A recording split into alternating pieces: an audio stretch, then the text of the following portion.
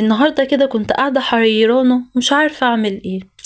طب يا بنتي يا سارة هتعملي اكل ايه النهارده؟ يا بنتي يا سارة هتعملي اكل ايه النهارده؟ كان عندي شوية جوافة كده في التلاجة. اتفرجوا على الفيديو اللي قبل الفيديو ده وانتوا هتعرفوا طريقة الجوافة اللي محطوطة دي. كان عندي بقى في التلاجة شوية رز على شوية ملوخية على شوية كفتة. رحت مطلعة كل الحاجات العسل دي، رحت مسخناها ومحضراها زي ما انتوا شايفين كده. يا جماعة لازم توفروا، والله التوفير حلو.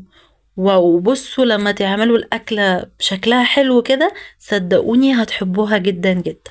لو انتوا أول مرة تشوفوني معاكم سارة، يا ريت تعملوا لي لايكات وكومنتات كتيرة وتعملوا الاشتراك للصفحة وقولوا لي انتوا بتتابعوني من أي بلد كمان.